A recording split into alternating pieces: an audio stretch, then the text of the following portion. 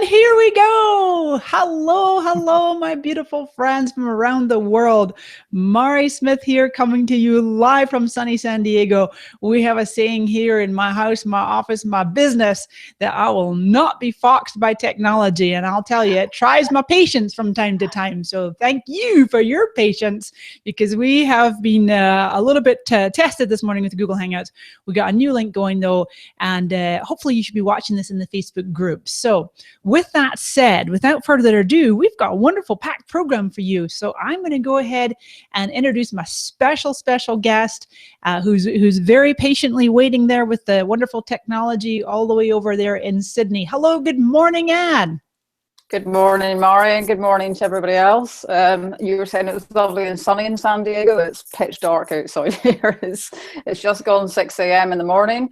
And we had some fun this morning for the last 5-10 minutes trying to get the technicalities of a Google Hangout working. And it's my very first Google Hangout, so it didn't go too well. Well, you actually, all things considered, Anne, you did amazing. You did amazing. And so, and by the way, might I say, folks, for the record, the technical hiccups were nothing to do with Anne. It was, we're going to blame it on Google. Yeah. And of course, there was no join button, was there? We couldn't actually go live. It had just vanished, the live button. So here we are. Anyway, we're all here, and I'm really, really thrilled that so many people are taking the time out to listen to myself and Mari having a chat here about all the different things I want to share with everybody. Yeah, awesome. And thank you for getting up so early. Anne and I were joking, neither of us are natural morning people. You know, sometimes my night owl meets my morning lark, and those are the days when I'm burning the candle at both ends. Anyway, so here we go. So if you have not met me before, obviously I'm Mari Smith. I'm the top Facebook marketing expert and a social media thought leader. I'm very, very honored and blessed to work with entrepreneurs around the world and help them with their social media marketing, particularly Facebook marketing. Last year, worked directly with Facebook and was on tour with them. It's really, really awesome and exciting, and good things happening this year too. So today is really for you to have a private, if you will, private meet and greet with my good friend and mentor, Anne McKevitt. I'll tell you a little bit about her background, and then we'll talk about how we met, and Anne will share more about how she got started. And then we've got time for your questions. We've got some really great content for you today. This is purely meet and greet and business discussion. You're going to get some really amazing value. And then, of course, is it exactly 4 weeks today? I think it is.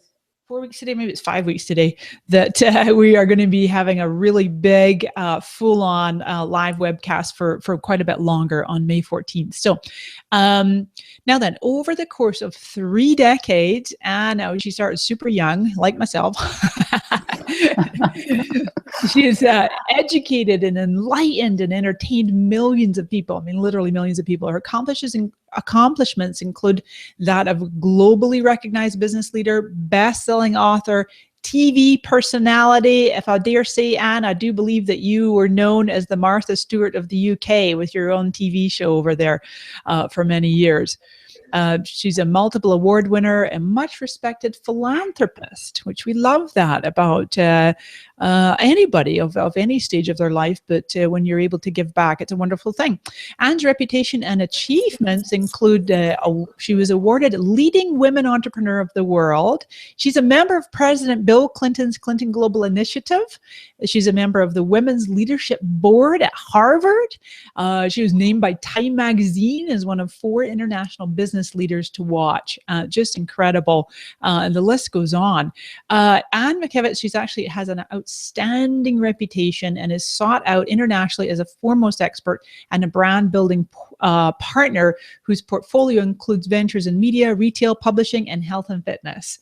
And when I want to circle back to the point about reputation, because one of the many places that Anne and I really align, she calls it moral compass, a moral compass in business. And it's so important to have integrity and trust and honor and come from the heart and serve people and make sure that they are getting the results. And that's, you'll see when Anne takes the hot seat in a moment, that's exactly how she operates. She founded and headed up many ventures during the last couple decades, One such business sold with a retail value of $975 million. And Anne is actually a fellow Scot, by the way. You know, I was born in Canada, but to Scottish parents. I traced my roots back one time, 500 years or something, and we were Irish before we were Scottish 500 years ago. But so check out that resume. Someone that left her hometown in Scotland, age 15, was not a single exam result. So very, very impressive. And Anne, how about, I'm going to hand it over to you now, if you could tell our folks here listening in how you got started in business. Well, thank you very much for that introduction, Maury. It was really kind of you to sort of go over some of what I've done. Well, interestingly, when I started in business, I was 23 years old, and I didn't really set out to start a business. That's the weird thing, I suppose. I had had a car accident previously, and was told I wouldn't walk again. And then I went through a form of recuperation, which took 2.5 years until I did learn to walk again. And then I bought my first apartment. And when I bought that apartment, I decided to do it up. And it wasn't kind of a business idea per se. It was more part of my recuperation. So I didn't come at it from wanting to create this amazing business. But what happened was I didn't have the funds to actually buy the place in the first instance. But I thought, well, hey, I still want to have an apartment. So unbeknownst to me, I was very naive about how I would come to get the money to do this, to get the deposit to actually buy the apartment. So I applied for a MasterCard, and I thought, if I can get a MasterCard with a certain amount of money on it, I can use that money to put down as the deposit for the apartment. So I got a MasterCard, and it had a £5,000 allowance on it. I then went to the ATM every day and withdrew £250 until I'd taken all £5,000 off the card. And then I marched into the bank and said, I've got £5,000 to put down as a deposit for a mortgage. But of course, the money wasn't mine in the first place. But, you know, these are the things we do. And that became my first proper work project. And it went on within that year to become a business. So I set about doing a renovation on that property. And once I'd completed the renovation, it attracted a huge amount of attention. So I had Kate Moss wanting to buy the apartment. I had the editor of Vogue, Alexandra Schulman, wanting to buy the apartment. I had a guy called Jamiroquai and JK, who was in that band, wanting to buy it. And lots of other people wanted to buy the apartment. Now, this was in the middle of the last recession. So yes, I'm that old that I've been through 2 recessions. And the last recession was as bad as what we've just experienced with the one that's just been. So property prices were plummeting, but suddenly I was able to sell this apartment for beyond the asking price. And when I'd finished selling that apartment, Alexandra Schulman, who was editor of Vogue, was actually buying it. And then this American guy came in and said, actually, I'll pay you more than the asking price for it. So I ended up selling it to him. And once I'd sold it, and it only took 3 days to sell, Alexandra Schulman came back to me and said, I want your next one. And I said, my next what? She said, the next apartment that you do. So the business started without me even realizing I wanted to set up a business. And then I thought, okay, I'll go and buy another apartment and do another one up. So within the space of a year, I had done a whole series of apartments, and I was now employing 40 guys, 40 builders to actually make this happen. And it became a multi-million-pound property development business within that first year. And I was only 23 years old. So it was not intentional how I set out. But I think the most interesting thing from that, for your audience to understand, was that because I set up the business in an area that I actually had no expertise in, so I wasn't a trained interior designer, I wasn't a trained architect, I didn't understand really the building industry. What it made me do was, from the very outset, I had to learn to delegate everything. not just, so I had a concept of what I wanted to do with this property, but I didn't know how to plumb, I didn't know how to do electrics, I didn't know how to paint, I didn't know how to put flooring down, none of it. So my role became kind of the super duper air traffic controller of making these property developments happen. So I would have a vision of how I wanted them to look, but I didn't actually know, I didn't have the skill set to do any of the tasks. All those tasks had to be done by other people. And that made me, from the very, very outset, from day one, I became a master delegator. And that's actually one of the things that most small business owners and big business owners can often struggle with, is learning to delegate everything. So from day one, I was a master delegator. And then the other thing that I think that became very, very key is that I had to work in a sequence. If you're doing a property up, obviously you have to understand the sequence of how are you going to sell this property for a certain price at the end. And you also understand your target market. So from the outset, I knew which kind of person, what kind of price I wanted to sell the property at. And then I had to work in a sequence backwards. And that's when I formed my sequential success method, was that if I was going to do business, there was always a sequence to how you would get from point A to point B. And then how do you do all that stuff in between? And again, I didn't realize when I was doing this at the time that this would form the basis of every success I had in business right through the last 3 decades, not only with my own businesses, but with all the clients that I've looked after for the last 11 years as well, taking their businesses and leverage them and making them larger and bigger has always been down to my sequential success method. There's always a sequence to how you do this, and most business owners do not have that sequence in their toolkit. So that kind of changed everything. And I think maybe, Mari, if you could maybe dive in here and talk about how we first met at an event in LA, which was actually a client event, and how you saw what I was doing was maybe different from what happened before for that client. Absolutely. Yes. Yes. No, that's a really good point. This person, I was actually following her for many, many years, really enjoyed the level of success that she was creating in the internet marketing field. And she had invited me to come and speak. This was in, I want to say September, October 2008. So gosh, 8 years ago. And I don't know if I knew that she had been working with you. I was not familiar with you before that. But the moment I set foot into that hotel, I knew that something like astronomical had happened, something profound. Like it was no ordinary event I was walking into. For example, I know when I turned the corner and I saw that there was this one whole room had been dedicated to a store with all this merchandise, all this branded merchandise. I think there was a whole new magazine. There was just the way that the event was run. Just it was extraordinary. And then our mutual friend was interviewing you on stage. And just for the record, folks, I am almost 6 feet tall, and Anne is very petite. That's very kind, Mari.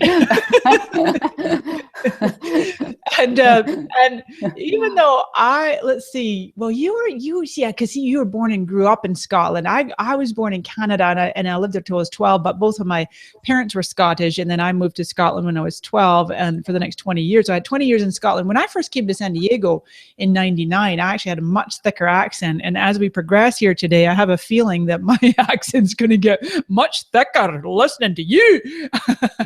But seriously, the point I'm making is when I heard you on stage, and the question you were asked was, and tell us how much did you sell that business for? And you're just like really cool and calm and just like 1,000% believable. And I'm sitting there going, and you're like 975 million. And I just about fell off my chair, and I'm like, have to know this woman. I have to get to know her. I have to. And you know what, Anne, you know what really struck me is that you were the last person to leave that room. You had a throng of people around you, and you didn't leave the room until you'd answered everybody's questions. And you were just so gracious and so helpful. It came across that you really wanted to be of service, to help people and impact them with your knowledge. And I remember people saying, well, do you have a card? How can I reach you? What's your email? Do you have a phone number? And you're like, you can't reach me. Ask your question now.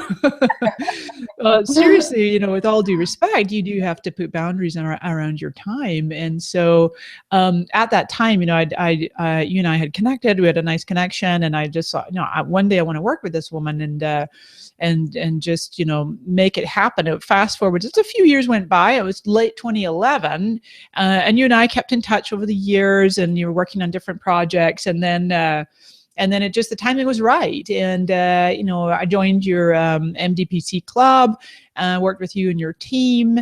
And I will tell people, for the record, it's actually not six figures, multiple six figures. I invested multiple six figures in working with Anne and our team for a whole year. And that was one-on-one. That was a fairly high level service. That was a one-on-one with herself and her team.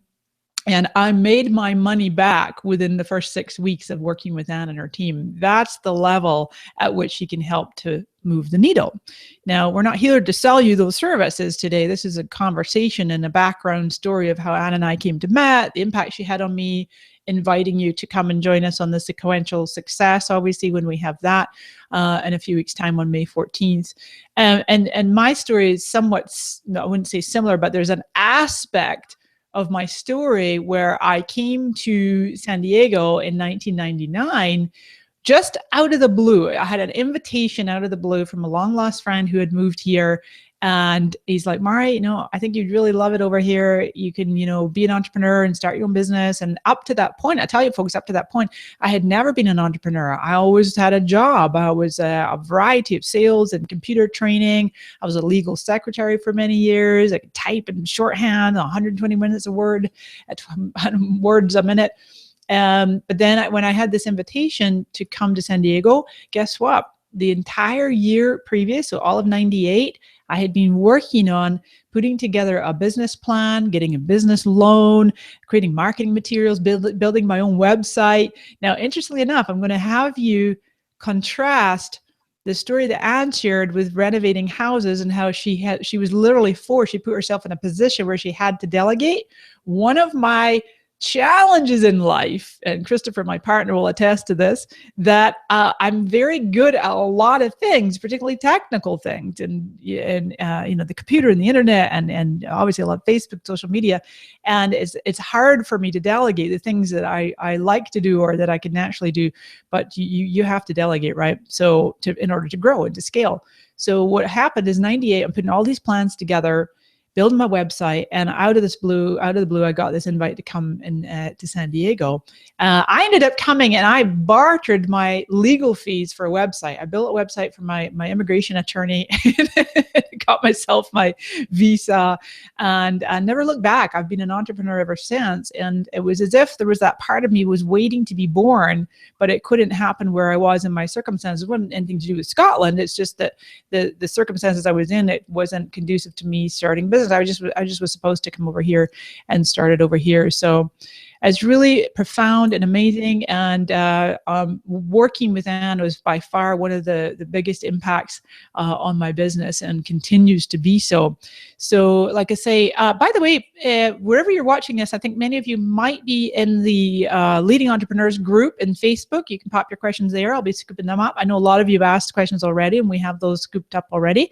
If you're watching this on YouTube, then we'll grab comments over there as well.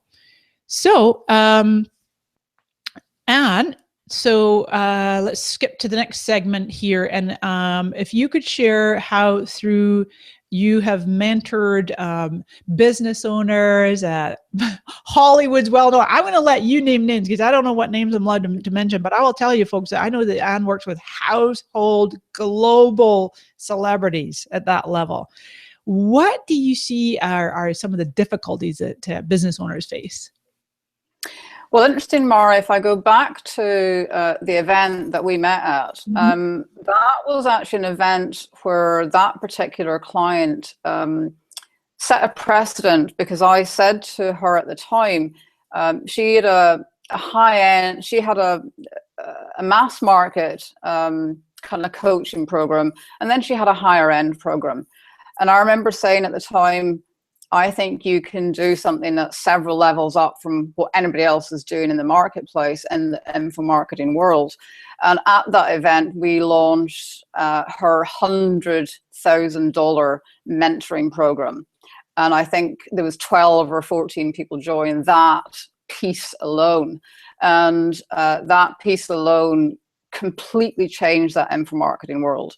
And a lot of what I did with that particular client, who at the time wanted to be big and known and eventually get on TV, that changed a lot of what happened in the entire info marketing world. The knock-on effect of that, and the production values of everything as well changed because of how I worked with that client.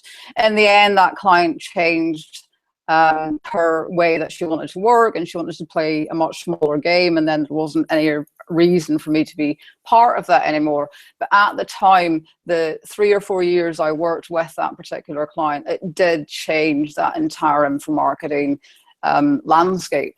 And that's kind of what I like to do with all my clients. With all my clients, whether they are a Hollywood celebrity, and I've worked with some major A-listers out there. Some of those, you know, you can see on articles that appear in things like the New York Times, where you'll see that I work with Beyonce and Jay-Z, or you might go on YouTube and you might see me working with Gwyneth Paltrow or various people that are there where they've been open about the fact that I work with them. And then I have other Hollywood clients who kind of like to keep it much more behind closed doors, who I'm actually working with. So, and again, there's, you know, I've got clients here in Australia that a lot of people in America, Canada, and the UK may not know, but somebody like Michelle Bridges, who's one of the biggest fitness gurus here in Australia, she's been very open about the fact that I've actually worked with her. And again, I've appeared in articles and I've been interviewed about what I've been doing with them. So when the client's okay about it, then, you know, I will share it, but I have confidentiality agreements with all my clients. Unless they choose to share that information, then I tend not to, whether they're a Hollywood celeb or whether they're somebody who has oil rigs, or whether they have a mortgage business, or whether they are in the fitness industry. The client has to choose whether I'm going to share that information or not. That being said, the whole breadth of people I've worked with in the last 11 years, because when I sold my business, I kind of thought, okay, so what do I do now? You know, like I've kind of sold this landmark entity, and I'm not going to go and sit on a desert island and peel grapes by the pool. So what am I actually going to do with myself? And so I started to actually advise other people in business. So for the last 11 years, I've worked with very high-end clients like yourself, Mari, and other people who come from all different backgrounds and all different types of business. But the interesting thing is everybody needs to put in the sequential success method into their business to propel them to the next level. And the other thing that I really enjoyed doing was, I think it was in 2010 or 2011, I set up a small group of scholarship people where they were paying for a partial scholarship to be taught by me in a group. And I really, really enjoyed working with that group. I worked with that group for 2 to 3 years, where I would mentor them every month by phone in a group, take them through different techniques and marketing and all sorts of things. And just had the most wonderful group of people in that. We had over 3,000 people apply, and I took, I think it was about 20 people out of that 3,000 who I felt could actually benefit from the advice. And just the most fantastic group that I worked with. I had a fantastic time going to LA and New York and taking them on location to things as well, just bringing business to life. It's not all about what you can read in a report or what you can listen to. You sometimes have to get out in the field and see things. And I did that a lot with those scholarship people. But I think the other part for me was that I wanted to share my information with many, many, many more small business owners. I actually come from a background where my dad was a small business owner. He had a convenience store, and he struggled the entire 25 years he owned that store. He never really made any money. We were always short of money. It brought a great deal of pain to our household, not having enough money. And I can now see, looking back, all the mistakes he made. Even at the time when I was a kid, I used to think, why are you doing that? Like, why don't you just stick to the one thing? And he would be off doing all these different things. And I would kind of try and get him to focus, even as a child. But he was an ideas person. He was like a magpie, sort of trying to pick the next idea he thought was going to work. And often those didn't work, and we would always be sort of struggling for how to pay bills. And in the end, my dad actually died very, very young at 53 from both stress and from overwork. So I learned very, very painful lessons of how you can run a small business really badly, and how it doesn't need to be that way, how you can do things in a whole different way. So I wanted to be able to share this information with many more people, but the last few years have also been difficult for me to do that, because I've had a major illness with a member of my family. So even though 5 or 6 years ago I wanted to share this on a much bigger platform, I felt I couldn't. And then this year I did what you do, Mari. I picked a word. What was the one thing I wanted to happen in 2016? And I know that you always pick a word at the start of the year, and it's actually from you that I learned this. And I often learn things from my clients. You know, it's not just me giving to clients. Clients will often share stuff that either I'll implement or I'll then share with other clients as well. And I learned from you to pick a word for the year. So my word for 2016 was share. I want to share this information. And I want to build a huge movement of small business owners who are getting the core information that they need to run their businesses effectively. And I think that's very, very lacking out there. I'm very aware of the marketplace and the landscape.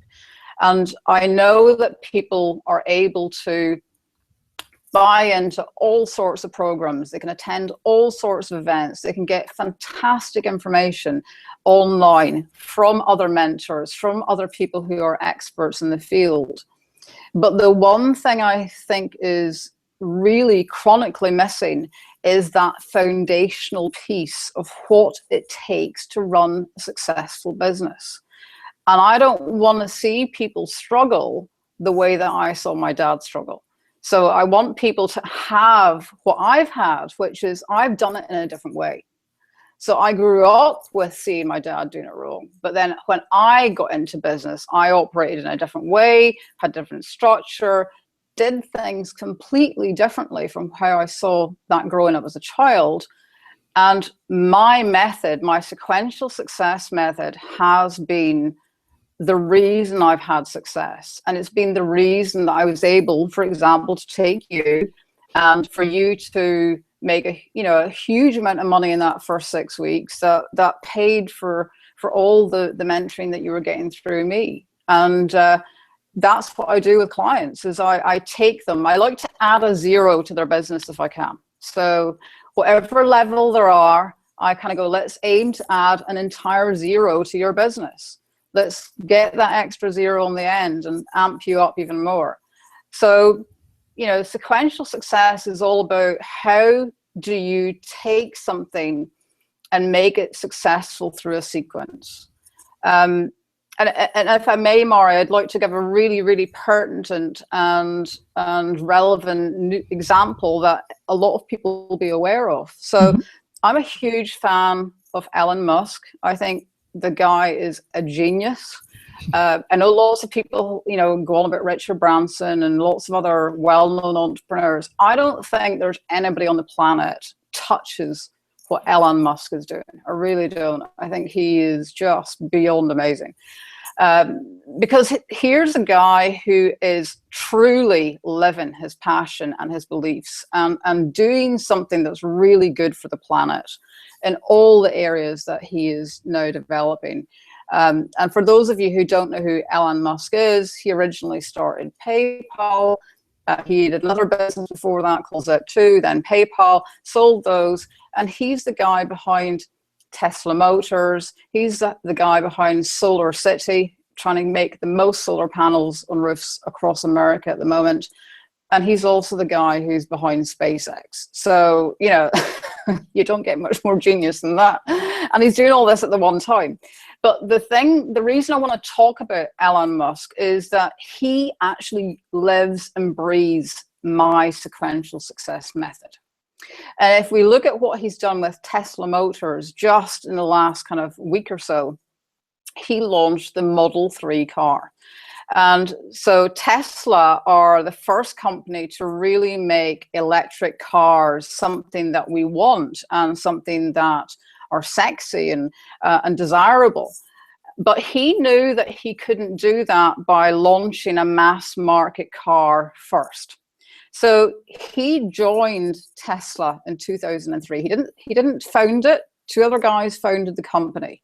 He then invested it in the company in 2003.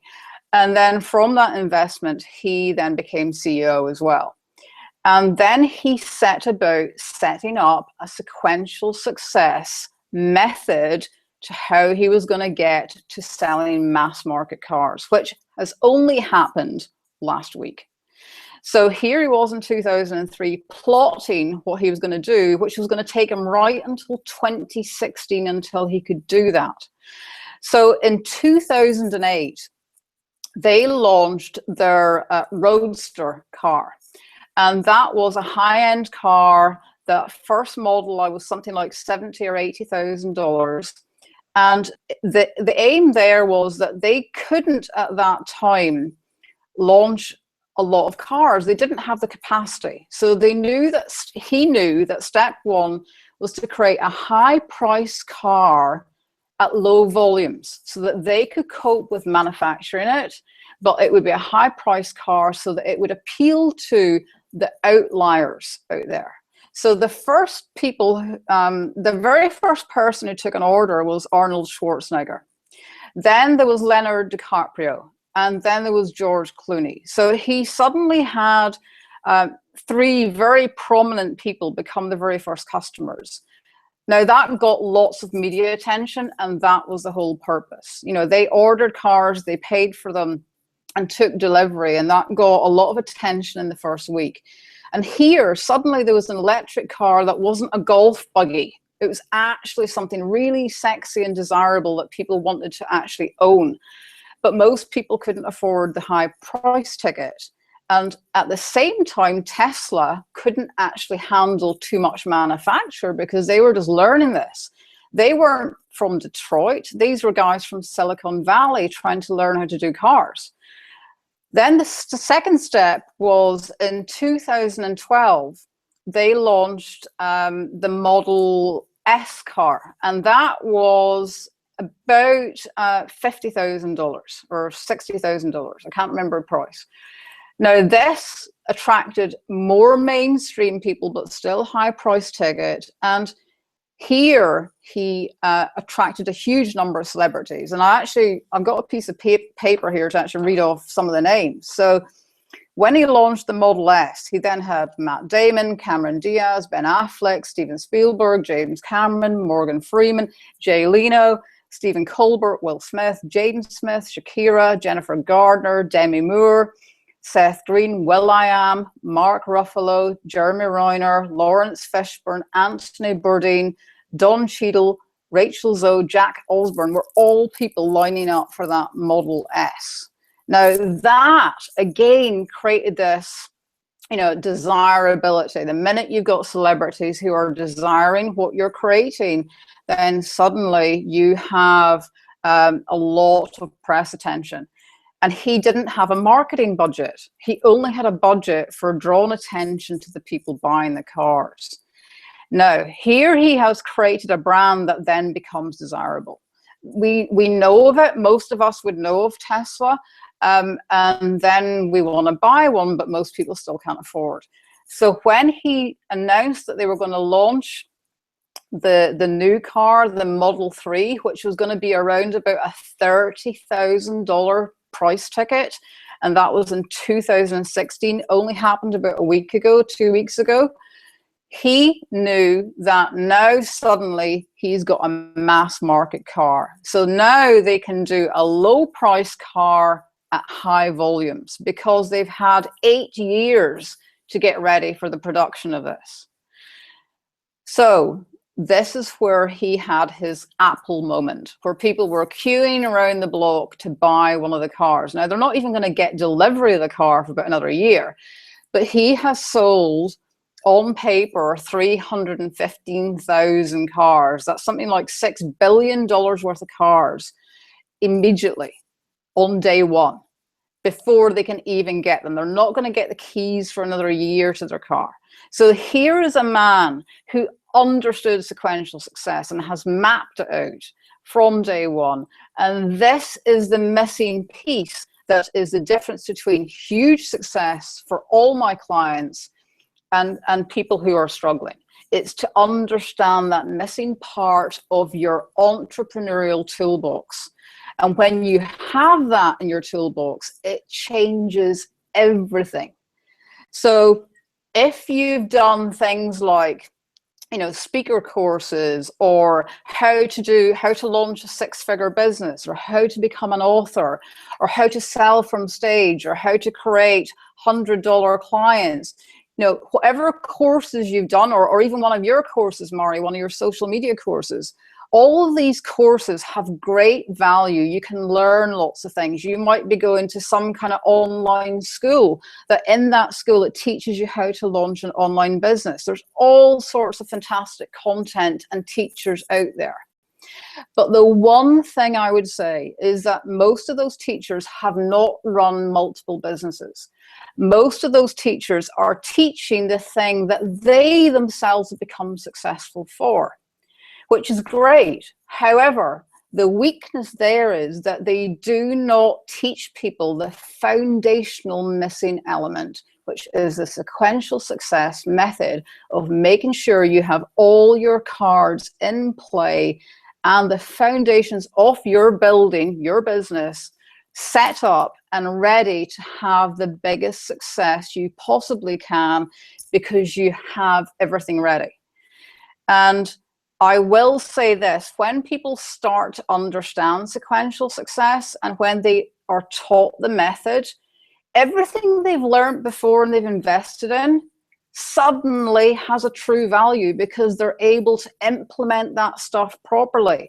All the money they've spent, the time they've spent, and they've kind of go, you know what, I'm not getting the results. I'm not getting the results I'm seeing other people getting in forums.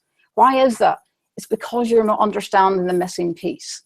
So when you do sequential success, it allows people to understand that missing piece. And that missing piece is the kind of the green button to actually press go and actually start to have a level of success you haven't had before. So if I can throw that back to you, Mari, if you've got anything to kind of ask there, based on what I've been saying. I know that you've experienced that personally with me when I worked on your own business. I sure did. I sure did. And I just love it. I love it when you're just outpouring such wisdom that actually makes sense. And one of the many things that you and I align with is that we never like make other people wrong for like what they're offering, or like the way that I just speak for myself. Okay, so the way that I look at it is like there's room for everybody in the world, and we don't make the world a better place by knocking other people. You know what I mean? So there really is a place for all the different courses and programs. So 6-figure that and 7-figure that, and whatever it might be that so many of us, and really in the social media world, they're like, okay, well, I just take another course, and then it's like, well, wait a minute, do you have the fundamentals in place?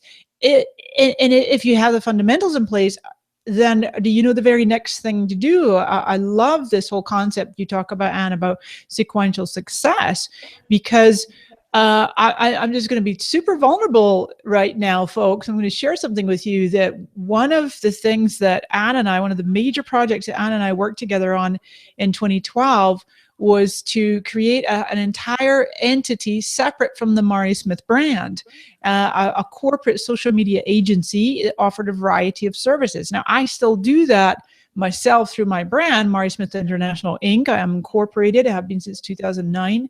But with Anne's help, I set up a new entity.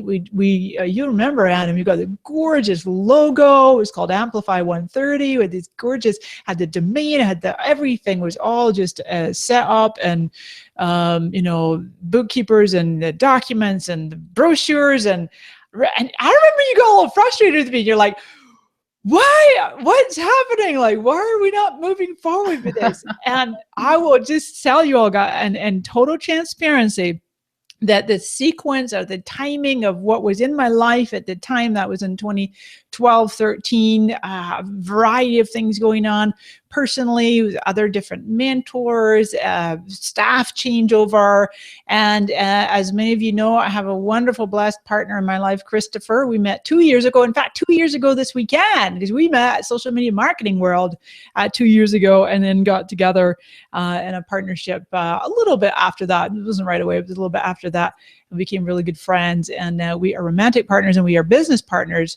And I just literally this past week have called up the corporate headquarters and said, I'm starting the entity back up again, because now I know what was missing, because I wanted to have a business partner. And so now I'm going to be applying all the proper sequences and building out this whole separate agency that I wanted to do. But for me, I think just maybe it was the timing or the aspects of where I was at in my life, that the leap to get to where the vision that you had for me, Anne, was extraordinary. And it's like, okay, now I'm ready.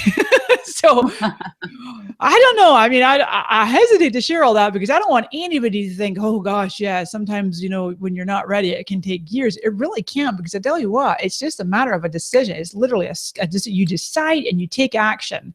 But it's informed action. It's the right sequence of actions, like you teach. And I'm so looking forward to our proper, I call it epic, or we'll probably broadcast for about 2 hours on May 14th. I'm super jazzed that you're able to actually make your calendar work and come to San Diego, because folks, what it'll be, now I purposely didn't put my screen down. I'm going to lift my camera, and you can actually see, folks, that I have like a little screen that pulls down, and I can create a backdrop. But I thought, you know what, I'm going to do a little more informal today. You can see my calendar. By the way, this was one of my most I was going to say biggest takeaways, because that's not true, but this concept of having a year at a glance giant calendar with sticky notes and posters and post-it notes that you can map out and plan your year in advance was absolutely life-changing. And I learned that from Anne, and every single year since 2011 I have used that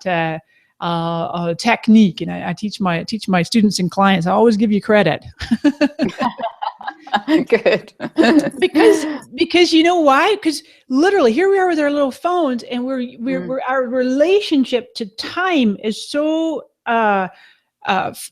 small, and we're thinking, oh my gosh, this is the time. Or we might look at a big desktop, but still we're looking at time in a very narrow focused way. And what happens with this technique you taught me is it absolutely expands your vision, that you can see in your mind's eye and physically, for real, the whole year at a glance calendar. And it makes a big difference to planning out, and you can actually map out your sequences.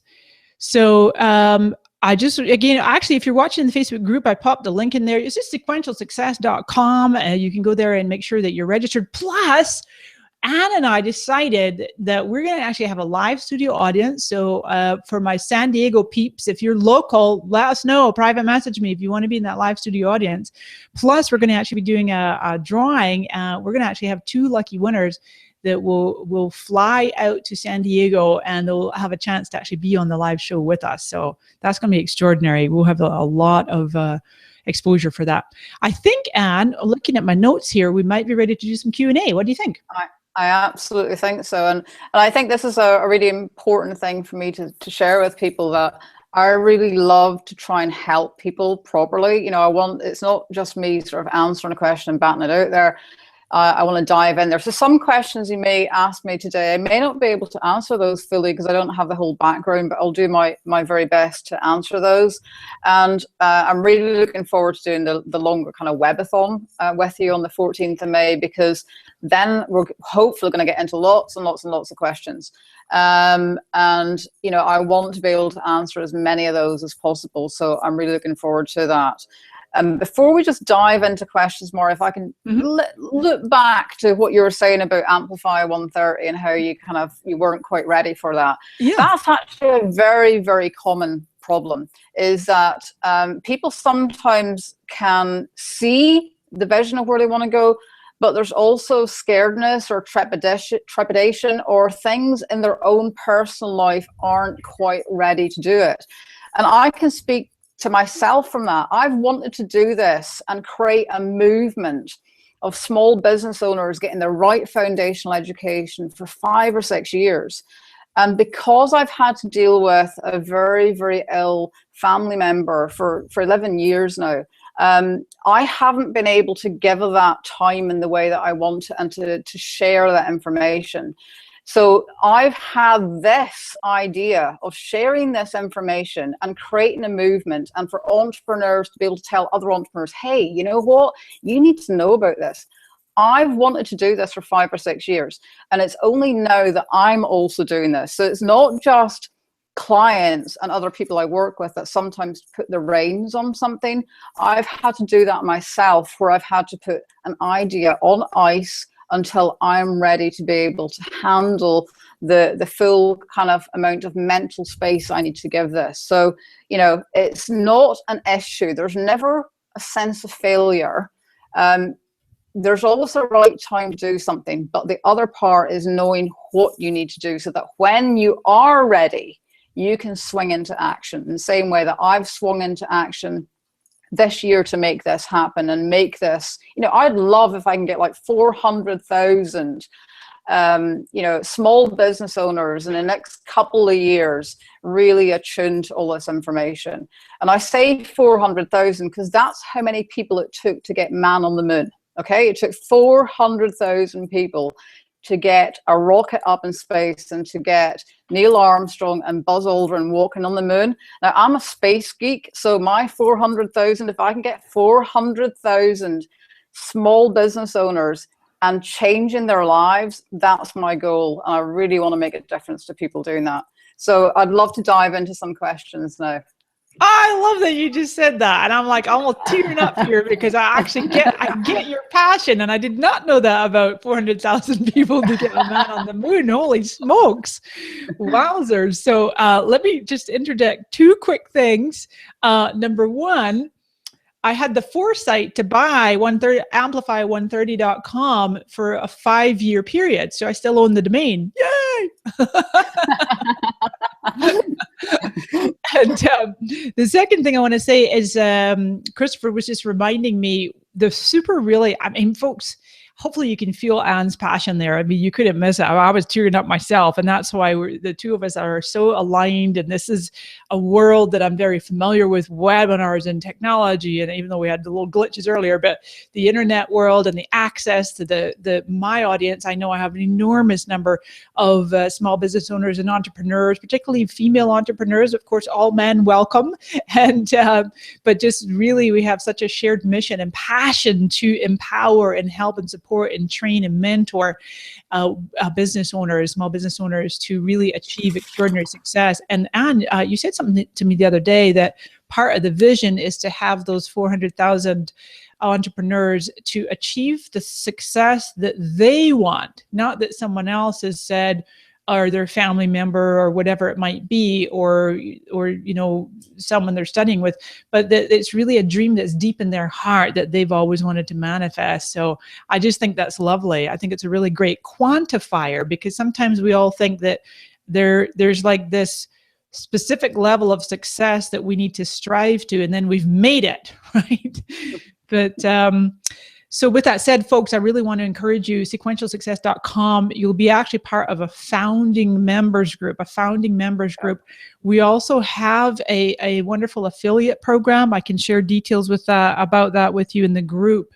So that we want to help you, to empower you to, you know, bring your audience and reward you with commissions on that as well. So it's a really great model, and it's just unprecedented. This is a movement. This is really a whole new way of sharing information and empowering people such that it happens. So what I'm going to do is shift gears, and Nicole Jolie, I know you have been patiently waiting. Nicole, I've known you for many years, and it's just a joy to see you here in this group.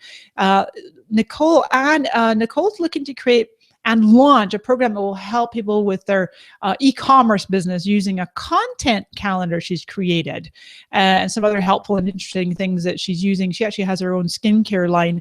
And so her question is, what guidance can you give that would be helpful in creating the course? And what do you see as a trend in the e-commerce arena in relation to marketing online? She's asking both of these questions, but I'll let you go ahead and then I can add to it. Well, thanks, Marion, and thank you very much for sending in that question, Nicole. I actually looked at that question before I went to bed, and I also researched you on Google. So I could see that you had this beauty product line.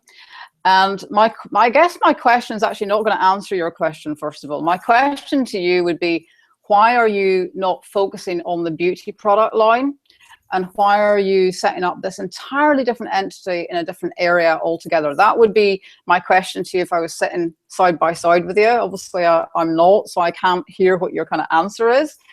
But, you know, if I was sitting with you as a client, I would say, you know, why are you wanting to do something that's entirely set apart from your beauty product line? Why aren't you really going hell for leather and making that beauty product line incredible? And from what I could see of my Google research of that beauty product line, that is aimed at people who are being athletic. So, you know, you could do no better marketplace than to tap into women who want their makeup and their foundation to stay in place while they're exercising. We are in the Instagram era.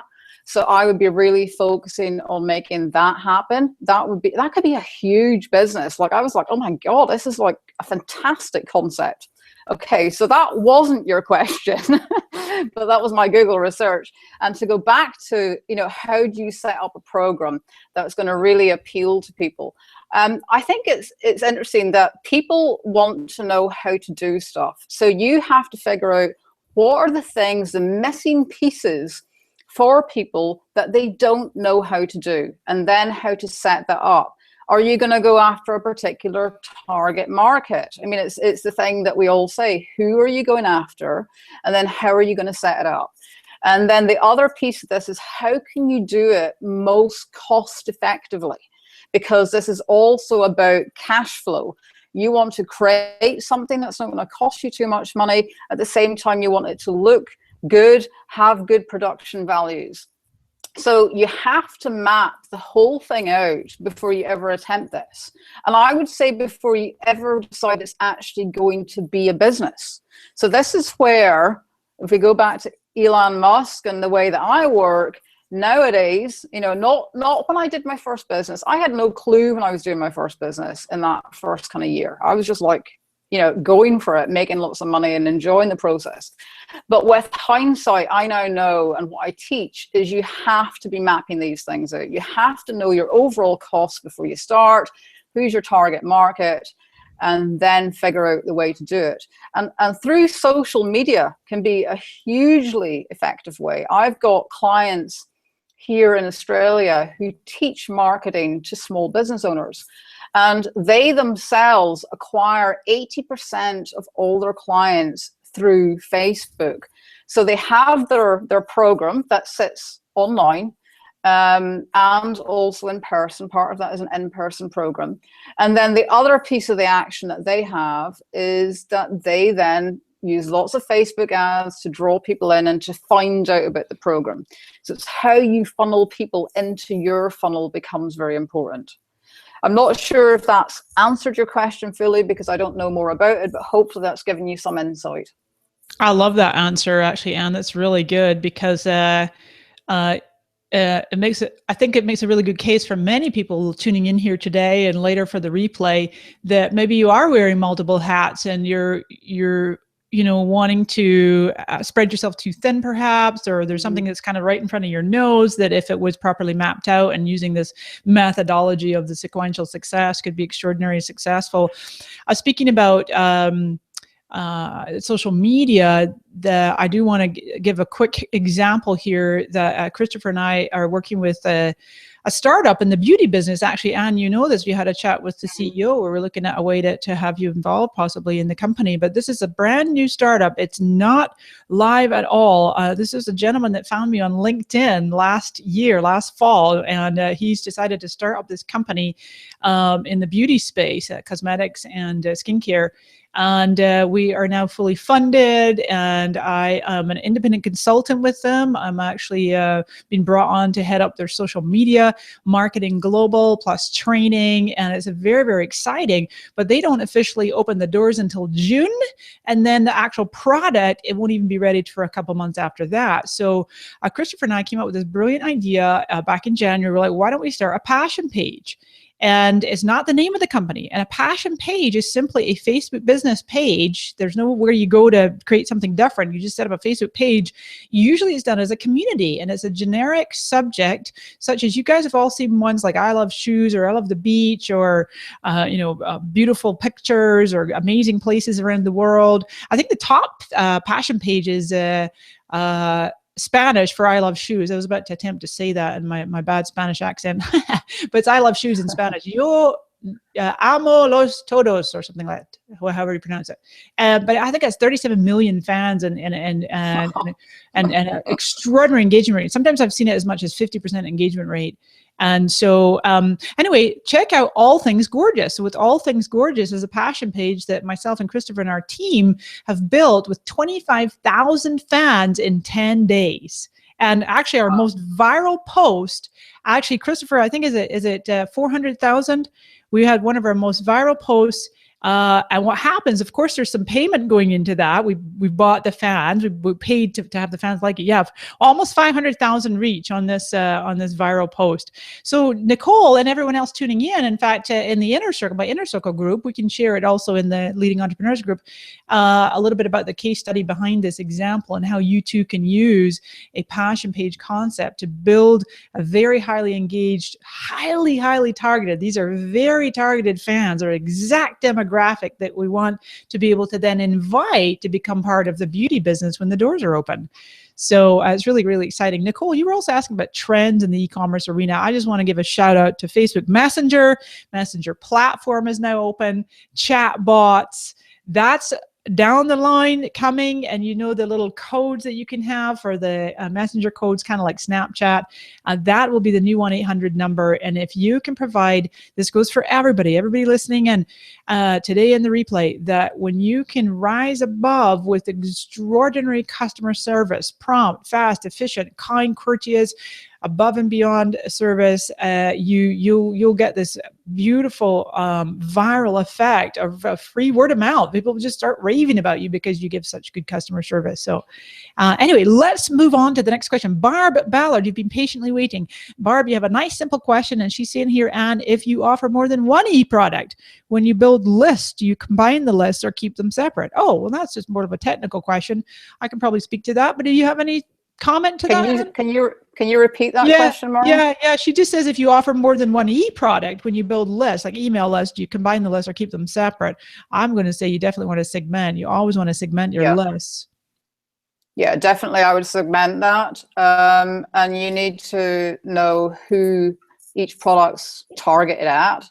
You know, knowing your market is really, really, really, really, really, really important to Did you get that? Like, if you don't know who you're going after, it's one of the reasons that you'll fail. So it's so important to understand that marketplace and to really drill down to who the market is, and you get your best results.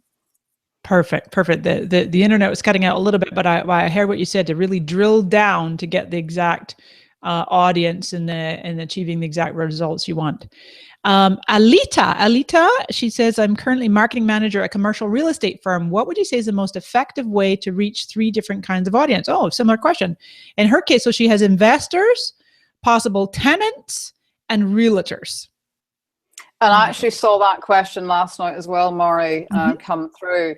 And it is the same thing as the last question. You've got to not approach this as a one thing all, because it's not. They are 3 different types of people. You know, you've got your people looking for a property, you've got your commercial side, etc. So you need to really take that commercial entity and segment that market and talk to that market in different ways. So at the moment, I'm working with 2 projects that are about to launch very, very soon. We have a client who's launching a salon, and that salon is going to be one of a franchise. It's the first one in the franchise. And then I've also got a client who's about to launch a brand new fitness boutique studio, which is amazing, and the first of its kind in Australia. And with those, even with those, we are looking at the segments in each market. So with the spray tan salon, we're looking at who are the demographic that are going to come into that salon. With the fitness boutique studio, again, we're breaking that down into demographics of people that will come into the studio. And then we will specifically target those demographics in different ways. And that's what you have to do with all your marketing push, whether it's online or offline. You have to segment that market. Do not try talking to that market as one thing. Now, when people go onto your website, they have to be able to identify themselves very simply into one of those 3 categories. So they click through because they're looking for a property, and they go through to a section that talks to them as somebody that's looking for a property. If they're more in the kind of the commercial side of it, there's a section on the website that talks to them very specifically. So you have to be very smart and clever about your segmentation.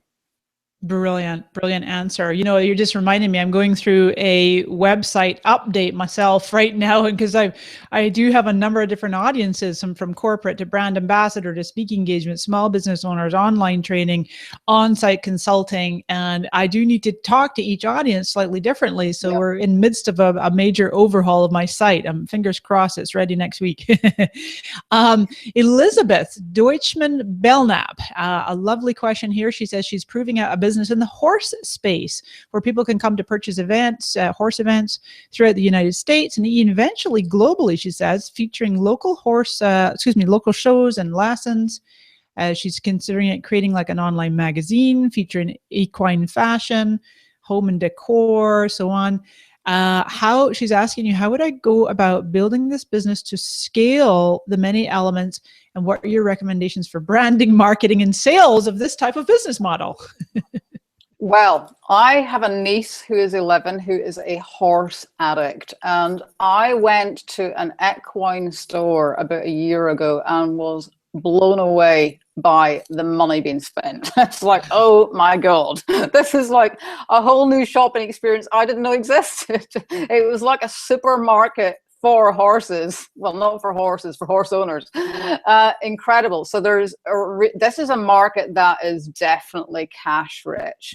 People who are, buying things for their horses or are horsey people are spenders without a doubt. So I think you have to look at who are your competitors out there in the marketplace. What are you going to offer that's different? And also look at what's going to be your main cash cows. So by that, I'm talking about, try and create your own ATM machine within your business. It's your constant cash flow. So that tends to be an 80-20 rule. You want to try and get about 20% of your things are going to be your ongoing non-stop cash flow. and 80% sort of become your attractions to it. In time, that switches around. So as you build your audience, what then happens is that 80% becomes your cash cows and your constant cash flow, and 20% is there just to attract people to what you're doing. Now, if I can talk a little bit about the kind of the fashion design world, because a lot of people on the webinar will get this on this Google Hangout. If you look at high-end designers, when they're doing couture stuff, that is purely there for marketing and PR purposes. They do not make money selling couture clothes at all. That is there to profile the name and to have a desirable audience watching your catwalk shows. And what most people probably don't know is many of those very famous names sitting on the front rows of catwalk shows are paid to be there. They can be paid up to like $500,000 to sit in a seat just so that the press are photographing them at that catwalk show. And the purpose of all of this, when a designer is doing all this stuff, is so that the designer can sell sunglasses and perfume and lipsticks and makeups, all the things that the mass market are going to buy into. So with your equestrian venture, what you have to figure out are what are the things that make it attractive. Again, it's going back to Elon Musk and the Tesla. Remember the first car that he brought out in 2008, which was the Roadster. He brought that out to attract the outliers and the people who were going to talk about it.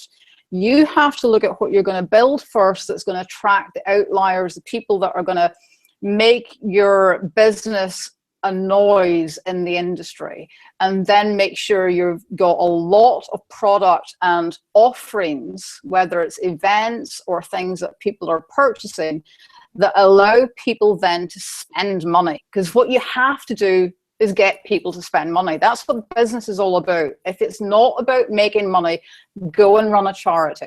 If you're in it to make money, as most of us are, then you've got to be smart about how you do it. Brilliant, brilliant. Really well said. Yeah, so I was just seeing if there's other questions. We have a ton of questions. So folks, are you okay to go for a little bit more? And you've got like, you're the ever-ready bunny.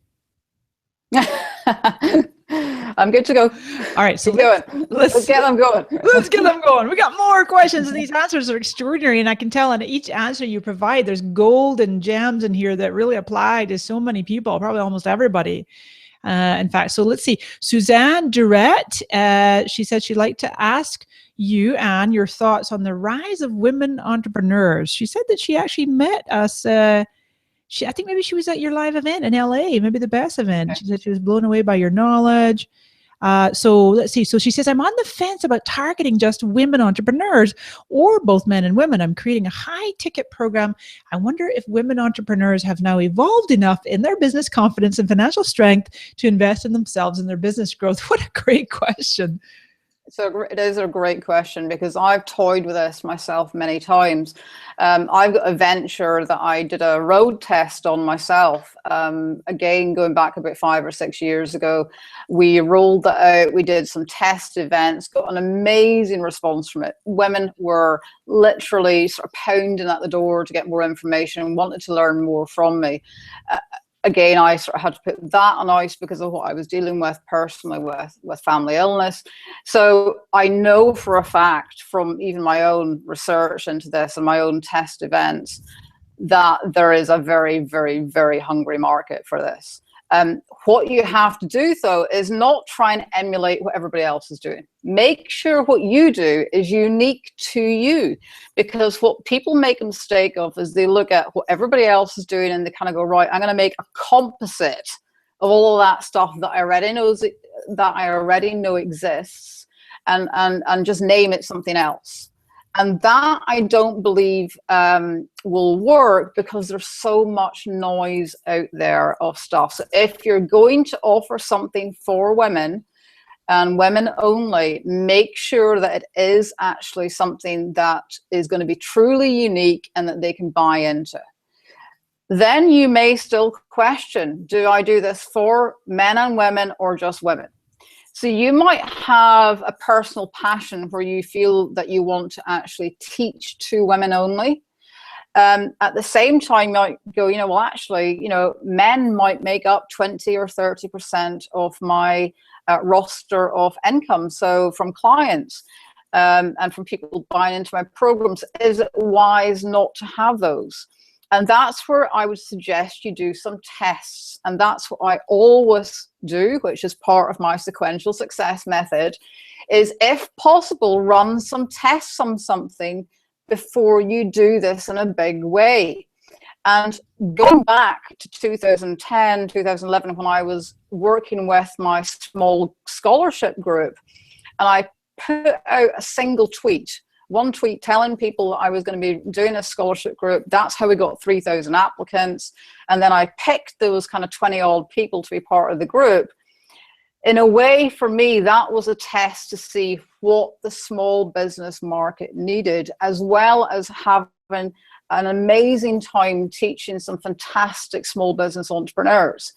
And again, when I was testing my women's market piece, I did a test on that. So don't always run into something. There are some people out there in the marketplace who say, fail and fail fast and fail often. I actually don't really believe in that. I think that's kind of a dumb way to approach stuff. And I know some people that say that actually aren't exactly swimming in money. Maybe that's why. There are some people, certainly very prominent people I've heard saying these things. I think, yes, if you fail, you have to move on from it quickly, but do not approach it by the mindset of fail frequently and fail often. Approach this by, I'm going to test this bloody market to see if it's the right place to make money. And am I going to do that for it's women only, or am I going to mix guys in here? And figure out some kind of way of doing that test that's not going to be overly expensive to try out. And then based on that information, then decide, are you going to go forward with that business? All part of my method. Love it. Love it. Yes, absolutely. It's interesting that you're just saying about the, I'm slashing back on a mentor of mine long before you and I met, like 2003 to 2006. And he used to really emphasize how important it was to target a specific gender. But like you, I mean, I tend to, interestingly enough, my audience in different courses and classes tends to be anywhere from 60 to 80% women. See, mm-hmm. I don't necessarily try to say, this is only for women, but I do tend to have a lot of women entrepreneurs come to me for help, and I love that. It's wonderful. Next question, Kylie. Yes, go ahead. Mari, if I can just interrupt there, I think one of the reasons that happens, though, is that there are so few female mentors out there that when a female appears, women latch onto it because we don't have a lot of mentors. So I think one of the reasons sometimes an audience gets skewed is not because you're teaching something that's for a specific gender. It's because women are craving to learn from other women, and there aren't that many out there. I love that. I love it. I totally concur with exactly what you're saying. Yes. Next question from Kylie Ufer, U-F-E-R. She says, I'm interested in how you manage your day-to-day work and family lives so that you don't burn out. What a great question. Life seems so hectic at times, developing and expanding my business, looking after clients, finding new clients, managing staff, running a household. So I'm sure now, speaking of women in business, that you have some great ideas to share on this one. I do, but I'd also say on a regular basis, I feel burnt out. So if I'm going, and I think a lot of people won't admit to that, but there are times when I'm launching something or I'm doing something and we are literally working night and day to make stuff happen. And I can feel very burnt out, and I do a huge amount of travel. So, last year I did 1.3 million air miles. It's like, that's how much I'm on a plane. If I'm on a plane, if I'm not in my bed, I'm in a plane. So you can get very burnt out. And I think you have to realize that that's kind of part of being an entrepreneur. And I sort of say to people, look, you can work half days. You just got to work out which half of the day you're going to work. Because for most of us, you can't do this as a part-time thing. And I think if you're going to do it as something where you're not dedicating kind of like your heart and soul and many, many hours to it, then you have to treat it as a side business. And that's okay. You can have a family and have all the other things that you're doing and run a side business, but be aware that you're running a side business.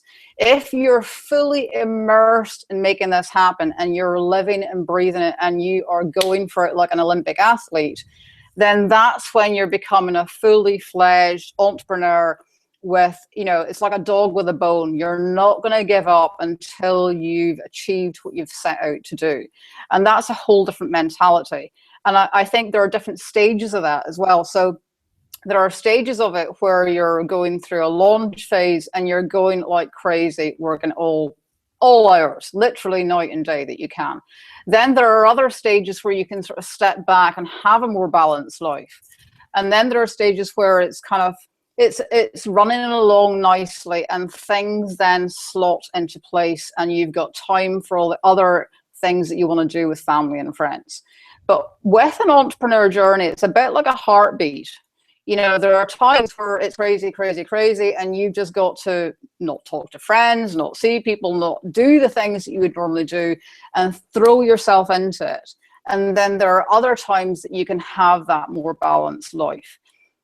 Being completely honest, there are times I do this really well, and there are times I fail miserably because I'm in the midst of something that excites me so much. It's all I want to do. I want to eat, sleep, and breathe it. I'm having my lunch, my dinner, I'm working, I'm making it all happen, all at one time. And then there are other times I'm doing my yoga classes, I'm swimming and kayaking, I'm going to the beach, I'm chilling out, I'm ringing friends. They don't happen all the time. That's the honest truth. And that's how you have to kind of approach it, whether you're in make it happen mode or it is happening and now I'm starting to enjoy the fruits of my labor. I love that. What a great distinction. You're reminding me, Anne, of like Facebook, Google, Twitter. A lot of major tech companies are in rapid growth mode. They call it a sprint and pause model. So the sprint is really, like you say, you're just laser focused and you're doing what you need to do without sacrificing your health. Self-care is obviously still critical. And then there's other times where you're strategically taking a break. I know Christopher and I have been going really, really intensely for many, many weeks, probably months now. And we are about to go into a 5-week stretch where I'm keynoting the social media marketing world, and I'm leading my own event. And 3 days later, I get on a plane and go to Rome, Italy. I'm keynoting an event in Rome. I'm there for a week, then I go to Scotland for a week, back for a couple of days, Vegas. It's like rush. And I said last weekend, I said to Christopher, I've booked us both a massage. We're going to the spa. We're going to hang out by the pool, have lunch, the jacuzzi, sauna, steamer. I love that. And it's like, if you don't block that time, and I said to him later, if I knew that I'd booked a non-refundable massage for us both, that makes you go. The Scots in me wouldn't let them. Oh, I've got to get my money's worth. But we loved it. It was so beautiful, and it just kind of reset and gave us the whole energy for the next week after that. So speaking of Scotland, we have Liz Melville in the house. Liz Melville is up there in Stirling, Scotland. Of course, we both know where Stirling is. And it's just really interesting questions, really interesting themes coming out with many of these questions. She says, over the last 18 months, she's moved from doing social media consultancy to all and sundry to now she's focusing on a niche which really lights her up, helping other mums in business to get bigger results online. Now then, she's focusing on building relationships, Facebook. She's about to run a series of webinars, and she says she feels like she's on the cusp of breaking through to being really successful in this arena, but it's just not happening yet. So what one thing do you think makes the biggest difference in pushing through this plateau and breaking through on the other side? I think it kind of goes back to what I was saying earlier. It's just that full immersion and just, you know, it's the sequence. Are you doing it in a correct sequence is definitely a massive part of this. A lot of people are trying to do the end game before you're ready. So they haven't got the foundational pieces in place to achieve that end game. And that's kind of critical, because it means that you're investing your time and your money, and maybe you are living, breathing, trying to make this project happen, but you haven't figured out the missing pieces in between. So, you know, how are you going to get to that market? Is that mum market got money to spend? Is that mum market the right place for you to be? So I would say that sometimes people are drawn to market because it's like a reflection of themselves. So they may be a mom themselves, and they may think, I can talk to this audience really well because I understand all the difficulties they have. I can be that figurehead for them and lead them forward to having more success. I would say also take a step back, and if you're not quite there yet, just check in with yourself. Is this market the right market to have money? Because there's two, it kind of goes back to that whole thing of, are you doing this kind of for charitable purposes, or are you trying to run a business that also is helpful? So, you know, again, I'm going to go back to Elon, because he's kind of like my founding entrepreneur we're talking about throughout this Google Hangout. He definitely wants to do something that changes the planet. So all his businesses are aligned with change and with his passion. At the same time, he knows he can make money from all these ventures. So what you have to make sure is that your passion and your area that you're tuning into, is it cashed up enough for you to earn a living from, and a good living at that? Because nobody wants to pour hours and hours and hours of work into something if it's not quite right. Maybe that mum marketplace is a portion of where you go with your entity, and that there are other pieces of that entity that are tapping into other areas.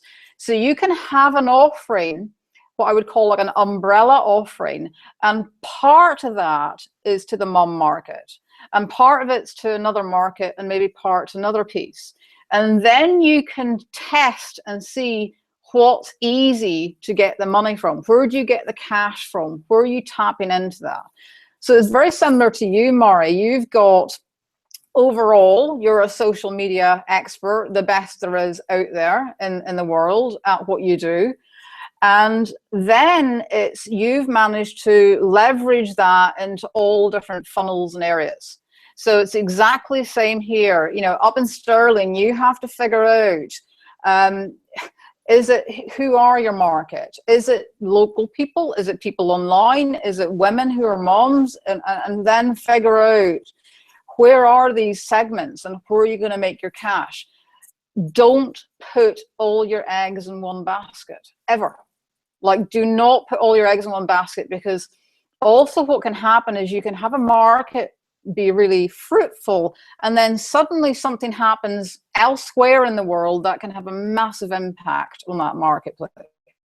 So make sure that you aren't just putting yourself in a corner and seeing that just as the market you go for. Make sure that you've got some extra bandwidth to play with other things and be testing stuff. So as much as I want people to be focused, you also don't want to create a weak business setup so that you could make yourself vulnerable at some point in the future. My apologies, I was just on mute there.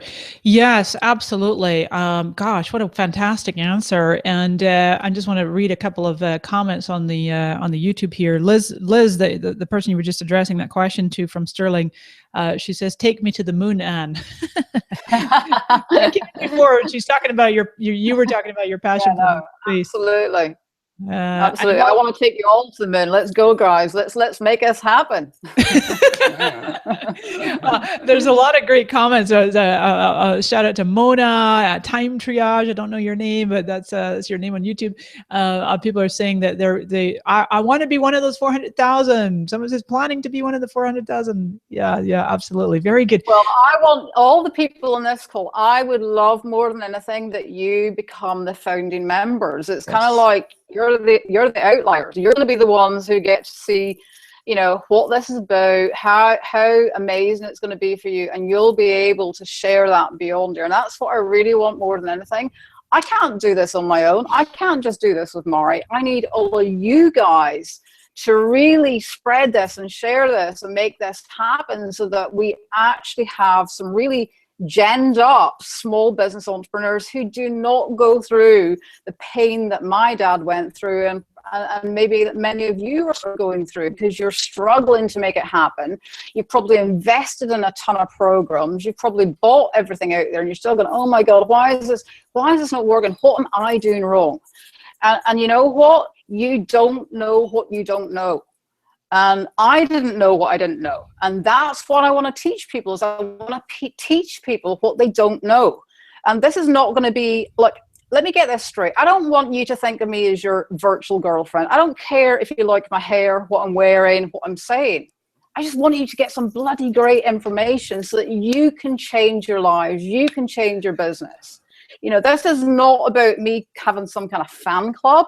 I really, you know, I don't want that. I want you to know that I'm going to give you what I call, and I'm going to say this, so I'm sorry if some people don't want me to swear. I want to give you some information. There's no shit information here, okay? This is not about giving you bullshit.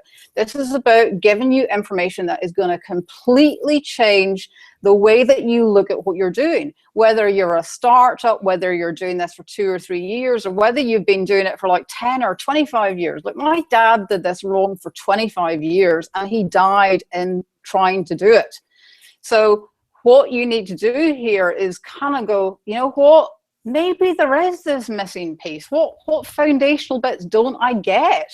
And once you get that, you can then look at everything you've attempted, all your investment, all the stuff you've done in the past, and suddenly see, you know what, that thing I learned before 2 years ago, now I understand this bit.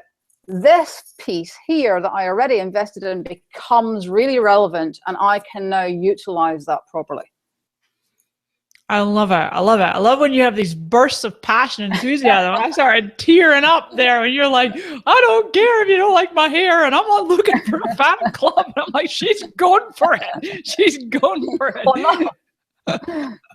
Oh, I just love that. Well, hopefully, folks, you can just really feel that passion, and you can see and sense this is an absolute movement. And who better to learn from than someone like Anne, who has this extraordinary wealth of experience and is very relatable, very humble. This isn't about creating the Anne show, like she says. This is like something that's been, I love what you said earlier about choosing your one word theme. And I'm so glad that that's working for you too, that this is your year for sharing. Like, you know, that you've been bursting the seams for one reason or another, the right timing. Now it's like you can't keep this in any longer. It's like this wants to come forth, and your vision is just extraordinary. Looking at the time here, we do have many more questions, but here's what I'm going to do. I'd like to take 2 more questions. I've already got them pre-chosen. Unfortunately, we're not going to get every single one. There's a lot there. You're welcome to keep putting them into the group. Myself and my team will do our best to help you out there. But then, of course, the most important thing is we really encourage you to come on May 14th and be prepared for learning the full-on proper sequential system, a sequential success system, and then learning about an opportunity, how you can find out about Anne's Total Business Transformation course. It'll be a 12-week online course that she's going to be unveiling on May 14th. But between now and May 14th, we want you, our fire starters, our inner circle peeps, if you will, to really help spread the word. We'll post information in the group at sequentialsuccess.com. And as I mentioned earlier, there is an affiliate program too for us to pay you commissions on any sales that you refer for the Total Business Transformation. And we're looking for founding members for that new program. So switching gears here, Matthew Adams. Hello, Matthew Adams in the house. This is and I saw a lot of people commenting on this, and then Heather on my team private message me, and she's like, make sure this question gets answered. So thank you for that, folks. Matthew is asking you, Anne, he says, we have 2 businesses. One business has a profit margin of 50% and the other has 80% profit margin. Doing both businesses is no longer an option. The first one has a lot of time, money, and heart built into it. The second, not so much yet. Would you pursue time, money, and heart, or money? Hell, I would be pursuing both of those. I mean, I don't know why you're not looking to continue doing those. Those are very, very good profit margins. You know, most people don't even come close to that kind of level of profit. So my first thing I would say to you is, do you feel you can't do both because you haven't learned to delegate? You know, like, is the problem you? Are you the bottleneck? Are you the one that's taking two very, very concept here and having to kind of toss between both, as opposed to how can I make these happen really well? Now, maybe going through this process of learning how to delegate more, you might have to focus more on one business than the other. And, you know, I would go after where the money is at, because that's what business is about. You know, if you really have to kind of question why you're going into business. And I know a lot of people kind of want to do things for their passion and their heart, but at the end of the day, it's, look, I've been flat broke, and I've also had money, and I can tell you now, I know which is preferable, and I know that life choices that you make and the amount of money you can give to others completely changes when you have money to play with. So if I was going to weigh up one against the other, I would go after the money first, and then I would go back to the one that's more passion-based, and I would probably try to nurture that more. But what you have to do is step back and kind of go, am I the problem here in growing both of these businesses, and how can I make that work so that I'm actually earning money from both of them and I become the CEO of both these entities? Or can these entities, because I don't know what they are, can these entities kind of join up in some way and be nurtured together? So you have to kind of look at the whole picture here. You have to look at, what do you want out of life? Maybe you don't want to go after the money. Maybe you've got some massive inheritance you live off, and you don't need money. And then you might choose a different path. If you don't, and it's about earning a great living and being able to create a great life for yourself and potentially your family, then you have to be sensible here and kind of go, look, I'm actually earning more money from this entity, and this is the one I have to focus on first. But I would definitely say that your delegation skills and your ability to create a system. So part of sequential success is creating a system for your business so you don't have to be there.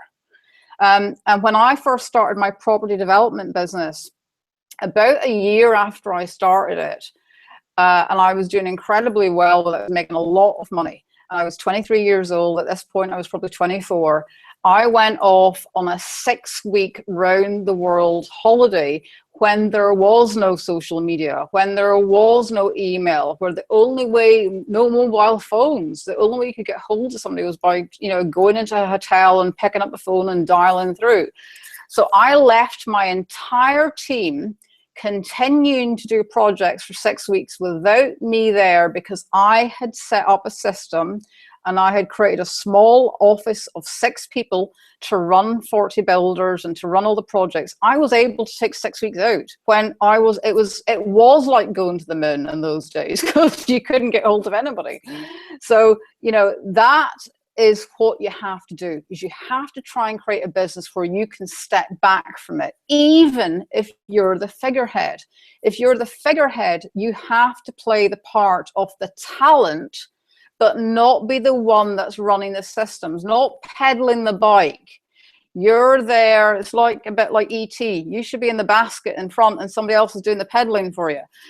So you have to kind of make sure that you're actually the one who is running the show, being the figurehead. If that's how your business works and you're part of the brand, you still need to be there for that piece, but not for the running of the entire system.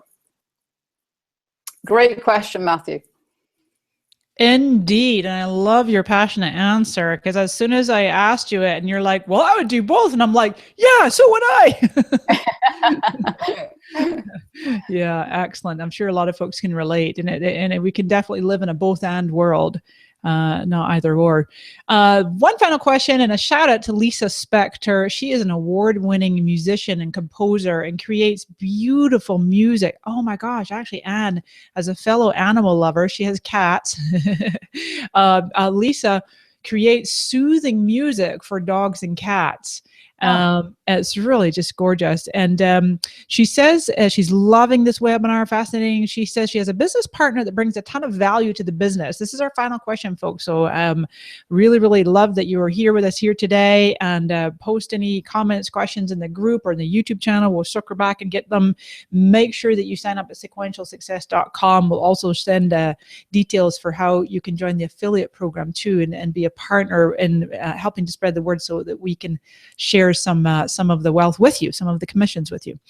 Back to Lisa's questions. She says that her business partner brings a ton of value to business. He's a bit older and a bit old school mentality. He believes the opposite. The business owners need to understand their business by talking in all parts of it and doing everything themselves at first before they delegate. Aside from watching this webinar, she says, what are a couple of things that I could say to him that could inspire him to think differently? So presumably she's talking specifically about delegating and hiring and leveraging and growing her company that way. Great question as well, and a fascinating business area. And one of the things I want to say before I dive into the answer is, for those questions that I haven't had time to answer and Mari hasn't had time to share, we're going to do my absolute best to answer as many of those as possible on the Sequential Success kind of webathon that we're going to do on the 14th of May.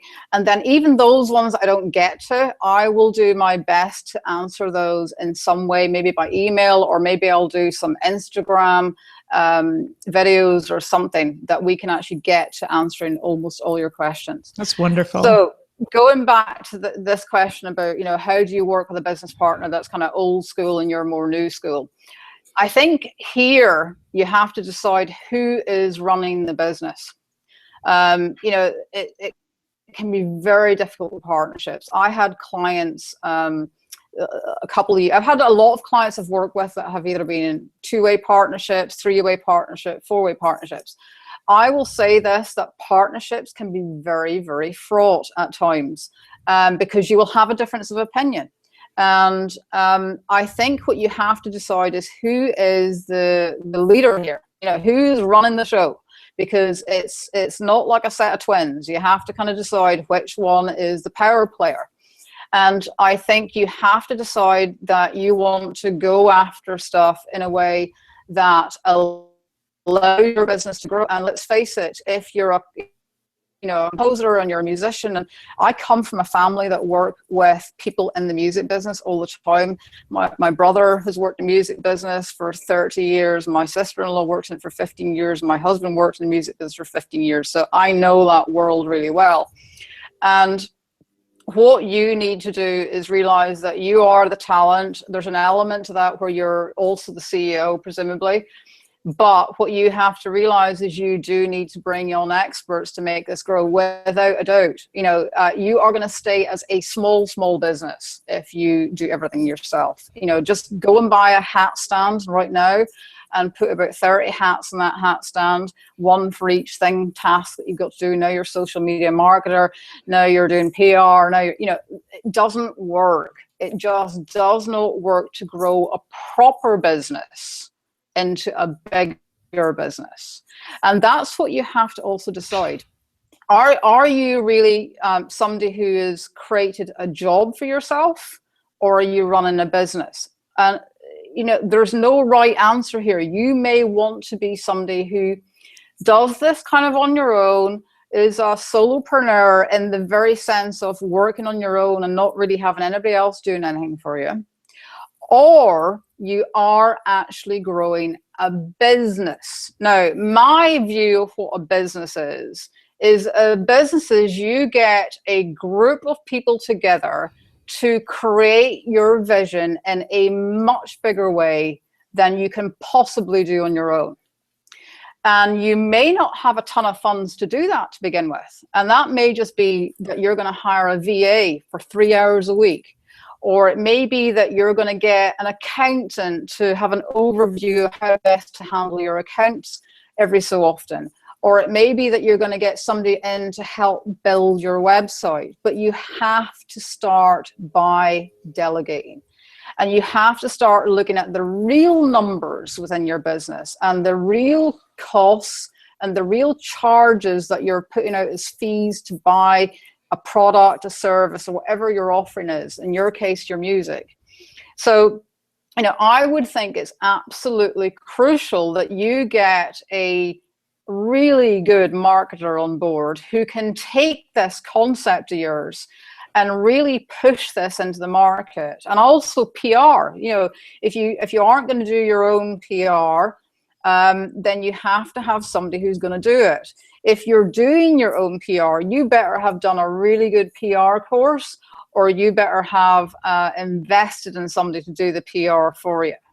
So you can't grow a business doing it on your own. It's not a business. It then becomes a self-employed job. That's fine if it's what you want, but if you actually want to grow a proper business with lots more money, you have to do it and approach it in a serious way. It does not mean you have to grow an astronomically huge business. Just having 1, 2, or 3 employees can change everything about what you do. Those employees don't need to be full-time. They don't even need to be sitting in an office with you. They can all be virtual. I've employed virtual staff for 11 years.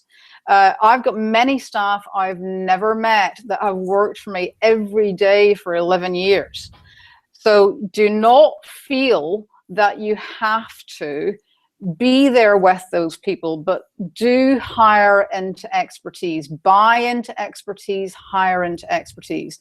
And also here, fire fast if you're not getting the results. So if you employ a marketer and they're not giving you results, don't feel like you have to be loyal to them and see if they're going to get good. You want good from the start. Because when you're a small business operator, you do not have the funds to be the educator of these people. They have to be bringing to you an expertise that allows your business to grow exponentially faster because you're paying them for their time. So hopefully that helps answer your question and maybe enlightens a few other people on this to really think about what kind of business they want to run. Absolutely awesome answer, Anne. I loved it. I loved it. I'm like taking notes myself. No, seriously. I mean, that's just awesome because it's true. It's like, it's what you were saying earlier, when you get to that plateau or that ceiling, or that you get in that mindset where you don't know what you don't know. And then it's just sometimes people point it out. It's really extraordinary. So I want to give a special shout out to, this is just some of the remaining questions that we have. And here's what we're going to do. We already have them scooped up. More come in. That's okay. We are going to give you a priority on the May 14th webcast and to answer your questions on air, because it's always fun to hear your name live on air. We're going to have that full-on beautiful studio. Ad and I will be sitting side by side. It's going to look like a really beautiful high-end TV show. The lights, camera, action. As a live studio audience has said, we're doing a wonderful drawing where 2 lucky people will win a trip to San Diego to join us on the set for a short, a chat and spotlight and hot seat on the show. So that'll be exciting. Sequentialsuccess.com. Make sure you save the date, sign up, let all your peeps know. If you're interested in the affiliate aspect of it, you can actually just go to sequentialsuccess.com/affiliates. It's got the S on it, affiliates. We'll pop it in the group and you'll get that link once you've signed up. So shout out to Tony Nelson, Veronica Jean, Dally Davis, Ling So, Alexis Chapman, Anna Alcobia, Carrie Jenig, Martin Hook, Jenny Zan. You are in my queue for having your questions answered first on the May 14th, if not sooner. Okay, my beautiful friends. And from my heart to yours, this was extraordinary. Thank you, thank you, thank you for getting up at the crack of whatever you did. Oh, dark 30, as we used to say. And really, thank you, everybody, for tuning in today. I can tell by all your comments and your enthusiasm that you got a lot of value. You can see from Anne's passion and wisdom and vision that when you apply this concept of sequential success, and Anne used Elon Musk a number of times as an example, what an extraordinary human being. I completely agree with you, Anne, that he's just an incredible visionary and really impacting change on the planet, as are you, my friend. Thank you, thank you, thank you. Thank you. Thank you. And I want to thank everybody for, staying up, getting up, whatever part of the world you're in, for being part of this webinar on Google Hangout. I really, really enjoyed talking to you. And I want as many of you as possible to be part of my 400,000 heading to the moon. Bye, everyone. I love it. Bye-bye. Bye, everyone. Thank you.